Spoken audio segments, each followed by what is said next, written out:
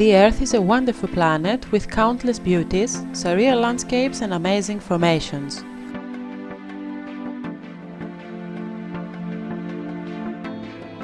Man, dominant on our planet, has left indelibly engraved his mark during the short passage of the long history of the world. When a man acts wisely and logic, creates wonders that last over the years and are admired by many generations. One of the works that caused admiration and awe is the wind farm of Lasithi Plateau in Crete.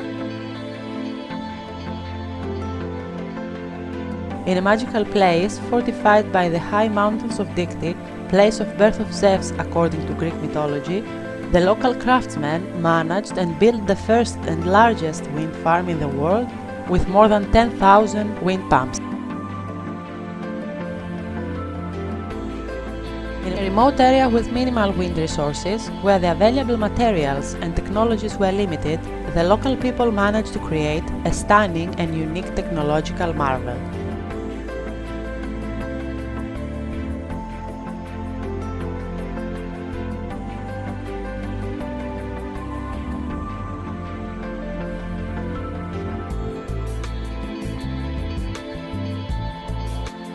The pumping windmills, a local patent, was a technically optimal engine while achieving the harmonious cooperation of nature and man.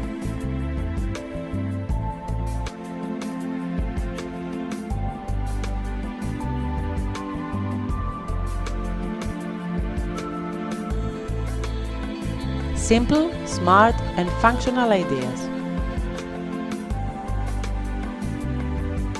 Sails with large surface for the operation of the small wind potential, 8 sails for more torque and rotating impeller to exploit every wind direction.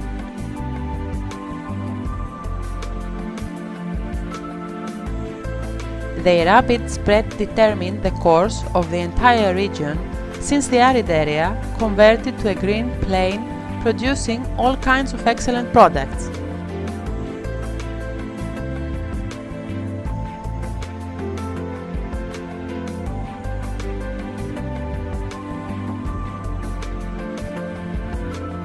Contributing to the economic prosperity of the place, the increase in tourism, the increase in living standards, the reduction of migration, while it had a significant impact of the character and temperament of the inhabitants.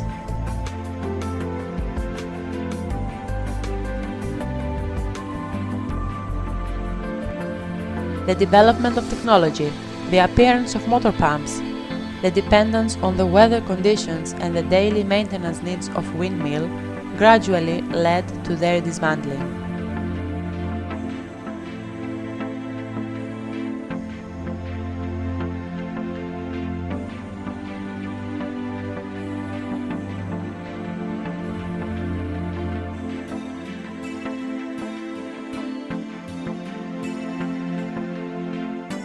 Today, Lasithi Plain does not resemble nothing from the past, as corpses mills are in decay, scattered throughout the valley.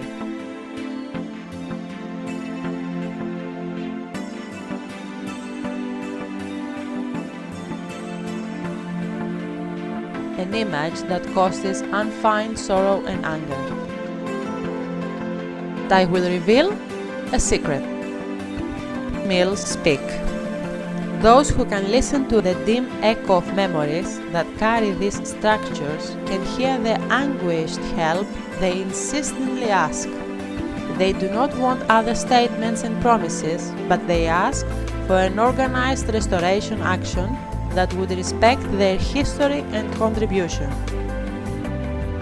I am obliged to do that, responding fully to their call. My thesis in Mechanical Engineering School in Technological Educational Institute of Crete has as a subject the study, design and surveying of these windmills.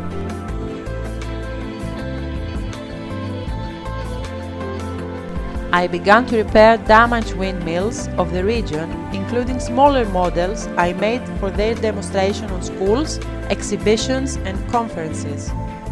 I organized cultural heritage report and did research on the opinions of the public and the awareness of Lasithi residents. I wrote a book in 2011 entitled The Wind Park of the Gods, where I mention a new way of restoration of the wind park using perforated sails. A year later, the application of perforated sails on windmills wins a patent award from the Greek Industrial Property Organization. Operation of perforated sails are stunning as their flexibility feature can change the size of the perforation, relieving air pressure and thus protecting the windmill from destruction. Conversely, as the intensity of the wind diminishes, the pressure exerted on the cloth is not sufficient to open the holes and let the air penetrate, so the windmill rotates normally drawing water, remaining productive.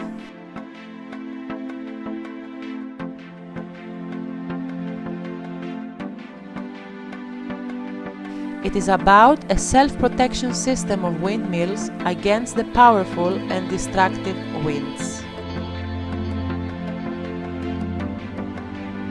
The use of perforated sails are the most appropriate solution with tangible results, and the restoration of the oldest wind park in the world, it is necessary and urgent.